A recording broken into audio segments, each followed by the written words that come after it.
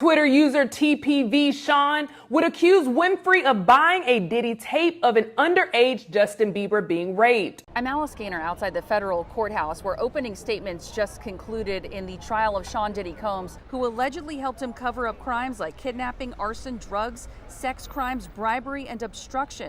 The rumors are that Diddy was running some kind of Epstein type deal where he was filming everybody. They didn't see it coming. Not the courtroom, not the media, not even Diddy himself. But the moment Monique walked through that side entrance, the entire trial shifted, because what she was about to reveal would blow the lid off Hollywood's most protected secrets. She wasn't on any official witness list. There were no leaks, no whispers, just silence, and then suddenly, a storm. And the first crack of thunder? Monique naming names, real names, powerful names, including Oprah Winfrey. With a calm voice and a steel gaze, she addressed the court. I was asked here to speak the truth, and that's what I intend to do. But no one expected how far that truth would reach, or who it would touch. Her first statement was about Tyler Perry, but it wasn't just about old feuds or petty drama. It was about a secret phone call in 2018, one where Perry admitted blackballing her. The courtroom leaned in, but what she said next stunned even the prosecution. Monique claimed Perry told her he couldn't apologize publicly, not because she was wrong, but because doing so would expose others. And when asked who those others were, Monique didn't blink. Puff Daddy, Diddy. That's when it got serious. Eyes widened, people scribbled in notepads. Court officers stopped mid-step, because now the trial wasn't just about Diddy, it was about everyone who helped keep his secrets. And just as the courtroom was absorbing that shock, she pulled out a transcript, a written record of that very phone call with Perry where he said, "We've all seen things at Puff's parties that we're not supposed to talk about." But this wasn't hearsay. The judge allowed the transcript into evidence. The audio, for now, was sealed. Still, the words were enough to chill the room and make jurors start to connect the dots. Then came the night that changed everything for her. A Diddy party in 2006, exclusive, high profile, secretive. Monique got the invite through a fellow actor. She thought it was networking gold. It wasn't. Phones were taken at the door, music played, candles lit the rooms, and then, she said, people began disappearing into the back. Men in robes, women in heels, whispered offers, and NDAs. I remember an assistant saying, "It's all about experience here. You're safe if you sign the NDA. That's when I left," she said. But what happened after she left was even more disturbing. Her phone stopped ringing. Rolls dried up.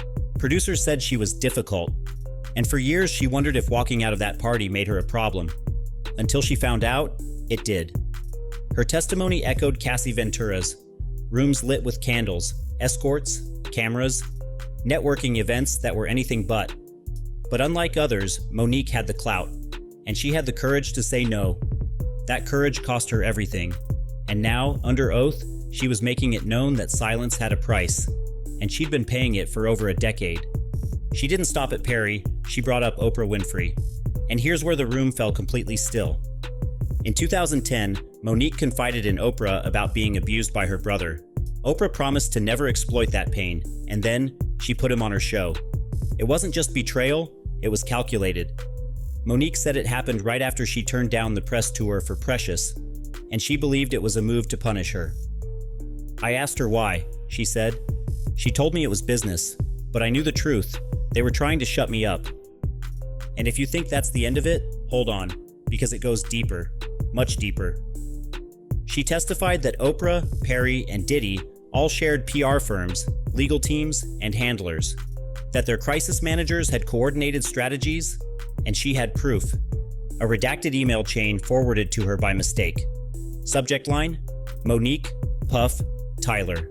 The content: optics management, narrative control, career isolation. The judge took the document under review, but the message was clear. Monique wasn't just suggesting a conspiracy, she was exposing a network. And then came the moment that truly shook the room. "There's a list in Hollywood," she said. "It's not written, but everyone knows it exists." She called it the Untouchables list. Puff, Tyler, Oprah, the people you don't speak against. And if you do, your name disappears from casting calls, invites, contracts. Monique said she crossed that line in 2010. And from that moment on, she was marked. Not because she was loud, but because she was right. She spoke about actors who vanished, talents with one hit show who never worked again. She said some didn't play the game, some just saw too much. One former actor, redacted for safety, gave her a statement. A retreat with no phones, strange rituals, NDA contracts, powerful directors present. Monique didn't say the name, but the implication was clear. Then she delivered the line that stopped even the judge. I wasn't blackballed, I was whiteballed by black people. It hit hard. She said the people who looked like her were the ones who feared the fallout too much to help. They protected their seats at the table by keeping her away from it.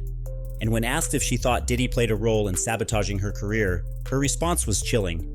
Not at first, but eventually, yes. She told the court a junior executive from Revolt TV had warned her, "You rubbed the wrong people. It's not just about Tyler and Oprah. Puff don't like noise either." Then came the smoking gun, emails, between a PR firm used by both Diddy's Revolt and Tyler Perry Studios. Conversations about managing narratives around both Monique and Cassie Ventura. The first digital link connecting the two cases. Monique described how the difficult label spreads like a virus. One casting director catches it, and suddenly everyone's saying no. And then she pulled out the folder. A transcript, a phone call where Perry admits everything. Not just that she was treated unfairly, but that he couldn't fix it. Not without taking everyone else down. He said if Puff goes down, a lot of people go with him. People who fund movies. People who write checks. The court was silent. The jury stunned. Because this wasn't about bitterness. It was about collusion. And just when the energy in the room seemed to stabilize, she dropped the final name, Bishop T.D. Jakes. She recalled the $1 million donation Perry gave to Jakes' church. Publicly praised, broadcast to millions. But Monique saw it differently. That wasn't just a blessing, she said. That was damage control. That church is a shield. She claimed that around the time of the donation, blog stories about Diddy's parties mysteriously vanished. Rumors disappeared. And suddenly, Perry and Diddy were arm in arm at BET events. She said it plain. That check wasn't for charity, it was for peace, for silence. And then came the final blow. I didn't want to be here, she said, but I needed to be, because what they did to me, to Cassie, to others, it won't stop unless someone says it with a mic louder than theirs. She looked Diddy in the eyes. You thought no one would talk, that you built a fortress of silence, but now you're the one sitting in it.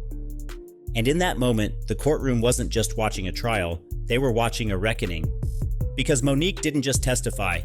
She detonated a truth bomb that forced the jury and the world to ask who else was in on it. And if you think this is where it ends, just wait, because the fallout hasn't even begun. Fallout